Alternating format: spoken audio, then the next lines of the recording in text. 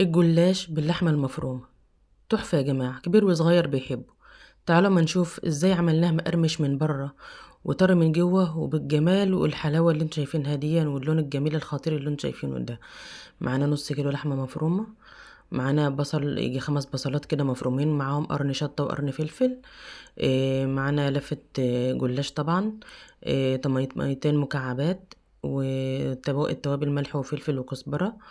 وبضاية وكوباية لبن. ماشي. الحليب والبيضة ديت يعني ايه. في اخر الوصفة هنضيفها ان شاء الله.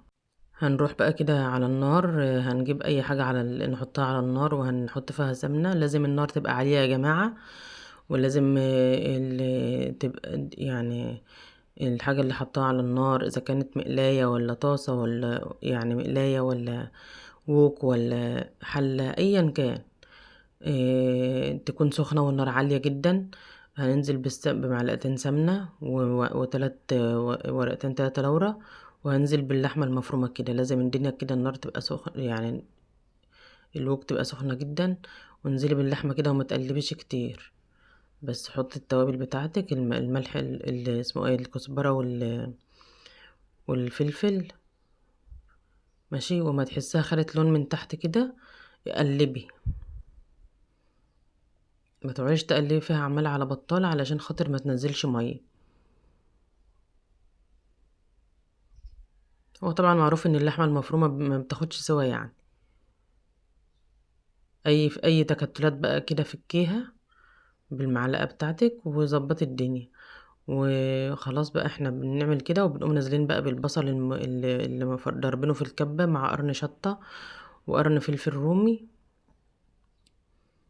وقلبي بقى. كتر البصل يا جماعه في اي تعصيج لحوم، اه انا قايله لكم قبل كده، بيدي حلاوه للحمه، مش انها تكتر الكميه وخلاص، لا. ماشي. وانزلي بقى بالطماطميتين المكعبات. بس كده. وحبة الملح، احنا طبعا ضايفين الفلفل والكزبرة من شوية كده. خلاص هنسيبها بقى تستوى. مش هنحط لا مية ولا اي حاجة. هي الخضار ده كله، البصل والطماطم هينزلوا المية بتاعتهم والفلفل. يا دوبك ينزلوا المية بتاعتهم وتشربها. هي كده خلاص استوت. وطبعا في الجلاش او الكلام ده، يعني لازم يعني تشرب المية بتاعتها حلو يعني. ما يكونش فيه مي سوائل كتير في البتاع في اللحمه يعني، عشان خاطر ما تضرش الجلاش من تحت. هاتي بقى الصينيه القمر بتاعتك وافردي الجلاش كده وقصي الزيادات. وقسي بقى ايه على قد الصينيه والزياده شيليها. طبعا الزياده دي يعني مش هتترمى، لا احنا ما نرميش حاجه بفضل الله. الحاجه اي حاجه خساره حرام. الزياده ديت هنحطها تاني في الصينيه. هتشوفوا دلوقتي احنا هنعمل ايه. تمام.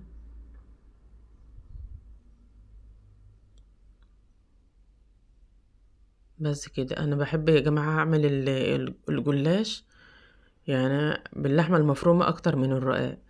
الرقاق بقى الشوربه بقى سمينه وسمنه وحاجات كتير كده وبتلكلك الدنيا. لا ديت لا. ديت خلاص انت شايفه. ديت على قد حبه السمنه اللي هتدهني كده بالفرشه كده بكل سهوله وخلاص. بتدهني طبعا الجلاش، لا شوربه بقى ولا كلام من ده. ادهني بقى الصينيه الحلوه بتاعتك سمنه.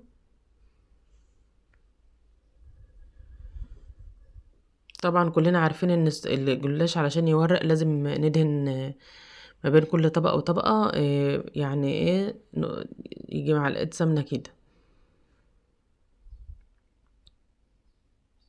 صلوا على النبي يا جماعة. طول ما انتوا بتعملوا اي حاجة في المطبخ، ماشيين في الشارع، بتعملي اي حاجة، صلوا على النبي. مش في رمضان بس والله.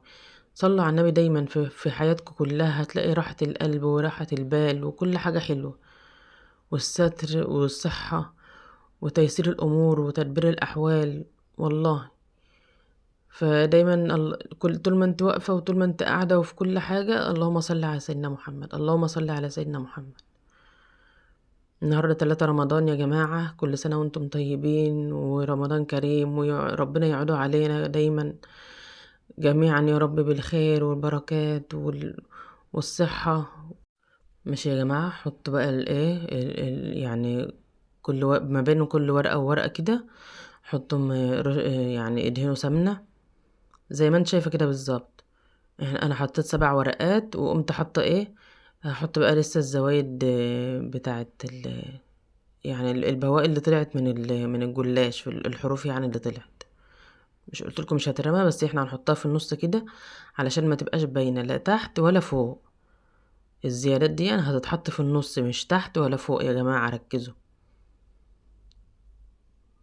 بحيث تبقى مداريه في النص. يعني حتى اي لو في أي ورقه مقطوعه ولا حاجه يعني تجنبي ان انت تحطها تحت او فوق. حطها في النص بس. مش بالله ما شاء الله، الجلاش ده كان ما شاء الله صابح كده وطري ومش مهري ولا متقطع ولا اي حاجه، ما شاء الله.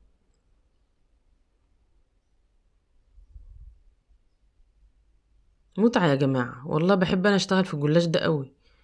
بحس ان انا مستمتعة كده مبسوطة، مش مجهود ولا اي حاجة. لا، انت بتعملي حاجة حلوة بتحبيها. شايفة؟ خليكي كده ايه دايما زي ما انا قلتلك قبل كده، ما ينفعش تيجي تعملي بقى اي حاجة زي دي كده او اي معجنات او اي حاجة وانت الدنيا يعني متلخبطة حواليكي. إيه، الحوض مليان مواعين، إيه البر مليان حاجات ولا لا. ظبطي الدنيا الاول ونضفي المطبخ حلو اكنك خلاص هتخرجي منه خلاص وخلصتي وبتاع. وابدأي اعملي بقى حاجتك كلها على نظافة. شايفين بقى انا حطيت الزيادات كلها وما هيش باينة خالص اهيت، وحطينا حبة سمنة وخلاص. ماشي. هنعمل ايه بقى دلوقتي؟ هنقوم نازلين بقى باللحمة المفرومة. اه هنحط الورقة ديت كمان وهنقوم نازلين بقى باللحمة المفرومة.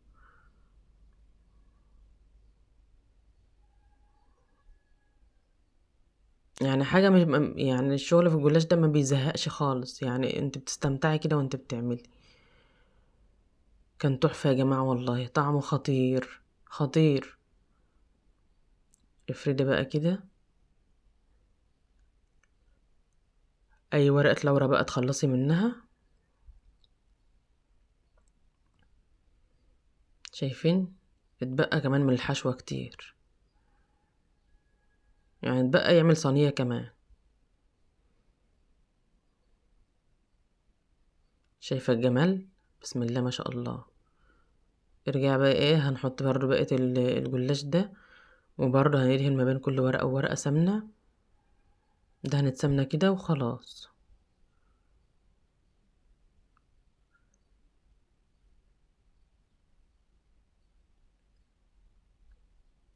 انا خلاص بقى عملتهم يعني قطعت الحتة دي خلاص خلصتهم.